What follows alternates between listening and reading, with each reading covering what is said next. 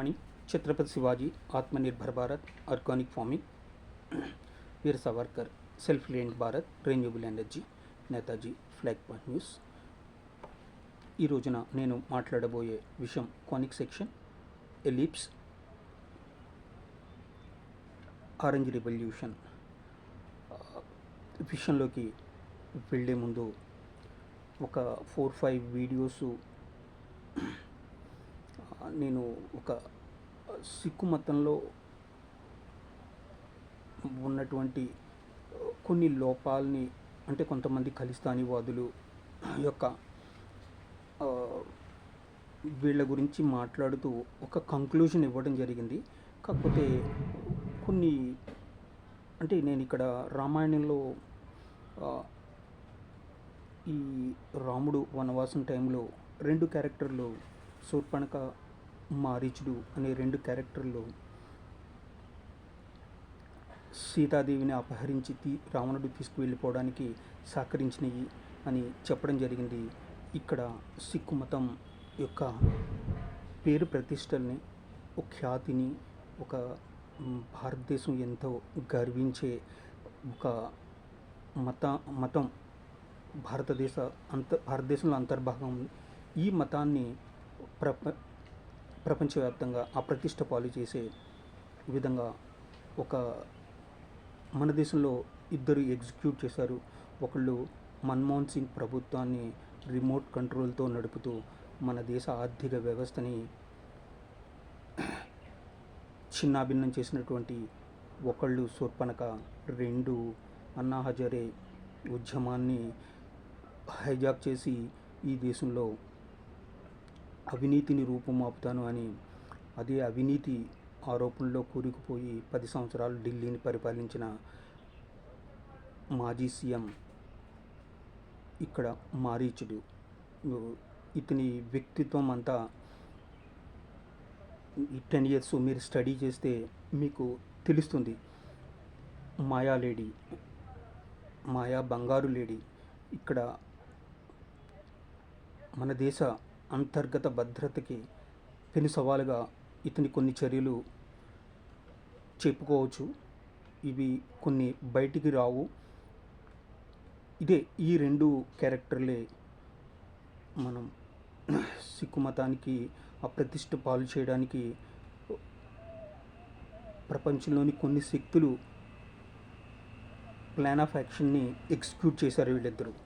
ఇదే సిక్కు మతం మీద జరిగినటువంటి కుట్ర అని నా అభిప్రాయం. అంటే మీరు అనుకోవచ్చు, సిక్కు మతం మీద వేరే ప్రపంచ శక్తులకి ఎందుకు అంత అప్రతిష్ట పాలు చేసే అంత ఇది ఎందుకు అని మీరు అనుకోవచ్చు. కాకపోతే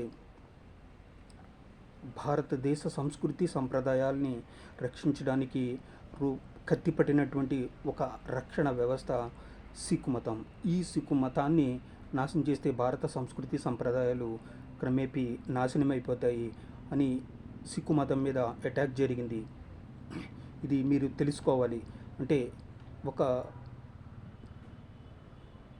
ఒక హిందూ సిక్కుల మధ్య ఒక ఫ్రిక్షన్ వాతావరణాన్ని తీసుకొచ్చి భారతీయులు ప్లస్ విదేశాల్లో ఉన్నటువంటి కొంతమంది భారతీయ ఎంబసీలపై దాడి చేయడం, ఖలిస్తానీవాదులు, ఇవన్నీ భారతదేశం మీద, అంటే మన దేశం మీద ద్వేషం పెంచడం, మన సంస్కృతి సంప్రదాయాల మీద ద్వేషం పెంచడం, ఇటువంటి ప్రమాదకర పరిస్థితుల్లోకి సిక్కు మతం నెట్టవేయబడుతుంది. దీనికి ఇటువంటి పరిస్థితుల్లో ఒక సంస్కృతి మీద, సంప్రదాయాల మీద, ఒక వ్యవస్థ మీద మనకి ఒక చెడు అభిప్రాయం కలిగినప్పుడు మత మార్పిడులు జరుగుతాయి. జలంధర్ చుట్టూ జరుగుతున్నది ప్రస్తుతం. ఇది చాపని కింద నీరులాగా జరుగుతున్నది. ఇది సిక్కు పెద్దలు తెలుసుకోవాలి. సిక్కు మతం అంతరించిపోకుండా వేరే మత మార్పిడులకి ప్రోత్సాహం చేయకుండా సిక్కు పెద్దలు చర్యలు తీసుకోవాల్సిన అవసరం ఎంతైనా ఉంది. ఇది నేను ఫైనల్ కంక్లూజన్. ఇది నిన్న మిస్ అయిన విషయం. ఇది దీంతో ఇక్కడితోటి నేను ఈ విషయాన్ని వదిలివేస్తున్నాను. ఎవరైనా సిక్కు సోదరులు కానీ నా ఎనాలిసిస్ని తప్పుగా అర్థం చేసుకుంటే నన్ను క్షమించమని ప్రార్థిస్తున్నాను. Second version. నెక్స్ట్ ఇది కానిక్ సెక్షన్. ఇక్కడ ఏదైతే ఖలిస్తానీ వాదులు ఇందిరాగాంధీ గారిని హత్య చేశారో, అదేవిధంగా ఇక్కడ తమిళనాడులోని మాజీ ప్రధాని రాజీవ్ గాంధీ గారిని హత్య చేయడం మీకు తెలుసు. ఇక్కడ శ్రీలంకలో ఉన్న తమిళ లిబరేషన్ టైగర్స్ ఈ ఈ ఎలిమెంట్స్, ఈ రాడికల్ ఎలిమెంట్స్ మరొక భారతదేశ ప్రధానిని కోల్పోవడానికి కారణమైంది. ఇక్కడ ఒక కానిక్ సెక్షన్, సిమిలర్ కాయిన్స్, మీకు కానిక్ సెక్షన్ సిమిలర్ కోన్స్ మీరు ఒక దాని మీద ఒకటి వెట్టెక్స్ దగ్గర టచ్ అయినప్పుడు, ఇక్కడ మనకు స్వాతంత్ర ఉద్యమం జరుగుతున్నప్పుడు ఇక్కడ రెండో పక్కన పెరియార్ రామస్వామి, పెరియార్ అనే ఒక వ్యక్తి ఇక్కడ అణగారిన వర్గాలు అణిచివేతకు గురవుతున్నారని ఒక ద్రవిడ ఉద్యమాన్ని ప్లస్ అణగారిన ఉన్నత వర్గాలు ఎవరైతే ఉన్నారో వీళ్ళ మీద ఒక ఉద్యమం చేయడం జరిగింది. అదే ప్యారల్గా మనకు స్వాతంత్ర్యం వచ్చిన తర్వాత ఇవి రెండు, స్వాతంత్ర ఉద్యమం ఇక్కడ తమిళనాడులో ద్రవిడ ఉద్యమం రెండు ఒక సిమిలర్ కోన్స్, ఇక్కడ ఒక కానిక్ సెక్షన్ ఏర్పడింది.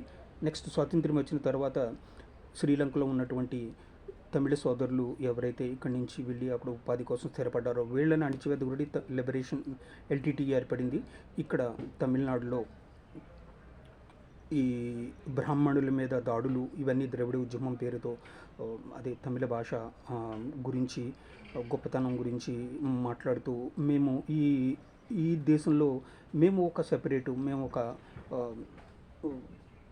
ఒక సుపీరియారిటీ కాంప్లెక్స్ చూపిస్తూ ఇదొక కానిక్ సెక్షన్. ఇక్కడ శ్రీలంకలో ఎల్టీటీ ప్లస్ ఈ రెండు కనెక్ట్ చేస్తూ నేను మీకు